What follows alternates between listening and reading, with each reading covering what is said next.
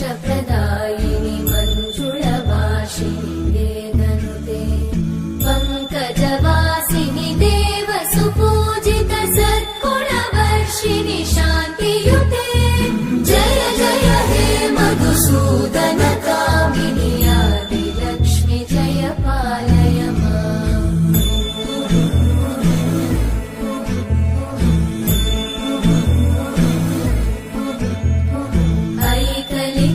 ऐकलिकल्मषनाशिनि कामिनि वैदिकरूपिणि वेदमये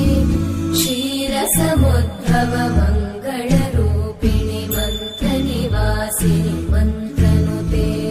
मङ्गलदायिनि अम्बुजवासिनि देवगणाश्रितपादयुते जय जय हे मधुसूदन कामिनि धान्यलक्ष्मि जय पालय माम् जय वरवर्णिनि वैष्णवि भार्गवि मन्त्रस्वरूपिणि मन्त्रमये सुरगणपूजित शीघ्रफलप्रद ज्ञानविकासिनि शास्त्रनुते भवभयहारिणि पापविमोचनि साधुजनाश्रितपादयुते जय जय हे मधुसूदन कामिनि धैर्यलक्ष्मि जय पालय माम्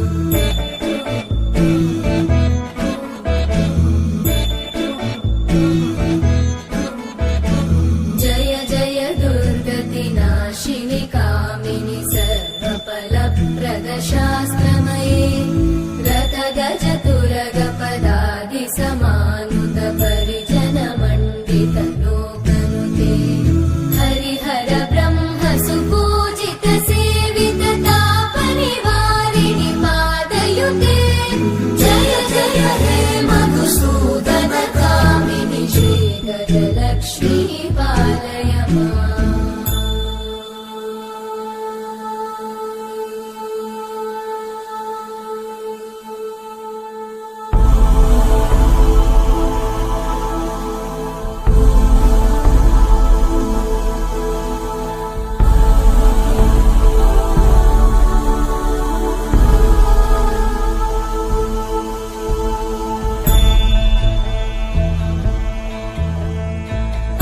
ऐकगवाहिनि मोहिनि चक्रिणि रागविवर्धिनि ज्ञानमये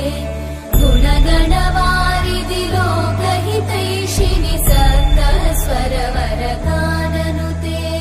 सकल सुरासुर देव मुनीश्वर मानव वन्दित पादयुते जय जय हे मधुसूदन कामिनि सन्तान लक्ष्मि पालय माम् जय कमलासनि सद्गतिदायिनि ज्ञानविकासिनि गानमये अनुदिनमर्चित कुङ्कुमधूसर भूषित वासित वाद्यनुते कनकधरा स्तुति वैभव वन्दित शङ्कर देशिक मान्यपते जय जय हे मधुसूदन कामिनि विजयलक्ष्मि जय पालय माम् प्रणत सुरेश्वरि भारति भार्गवि शोकविनाशिनि रत्नमये मणिमय भूषित कर्णविभूषण शान्ति समावृत हास्यमुखे नवनिधिदायिनि कलिमलहारिणि काम्यफलप्रद हस्तयुते जय जय हे मधुसूदन कामिनि विद्या लक्ष्मि पालय माम् दिमि दिमि दिं दिमि दिं दिमि दिं दिमि दुन्दुभिनाद सुपूर्णमये धुम धुम धुम धुम धुम धुम धुम धुम शङ्खनिनाद सुवाद्यनुते वेद पुराण इतिहास सुपूजित वैदिक मार्ग प्रदर्शयुते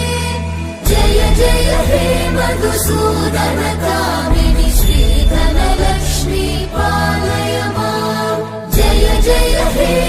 मधुसूदनकामिनि श्रीधनलक्ष्मी पालय माम्। जय जय हे मधुसूदनकामिनि श्रीधनलक्ष्मी पालय माम्।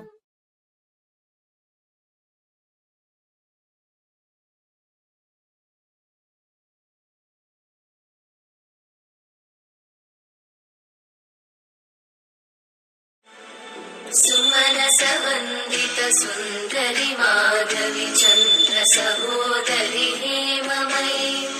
मुनिगणवन्दित मोक्षप्रदायिनि मञ्जुळभाषिणि वेदनुते पङ्कजवासिनि देवसुपूजित सद्गुणवर्षिणि शान्तियुते जय जय हे मधुसूदनकामिनि आदिलक्ष्मि जय पालय माम्।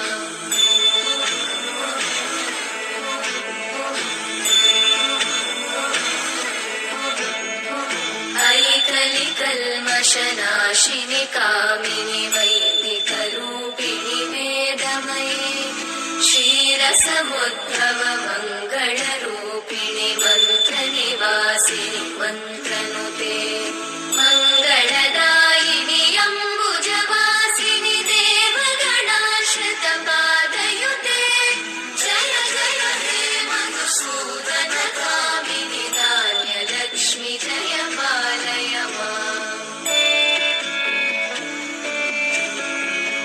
जय वरवर्णिनि वैष्णवि भार्गवि मन्त्रस्वरूपिणि मन्त्रमये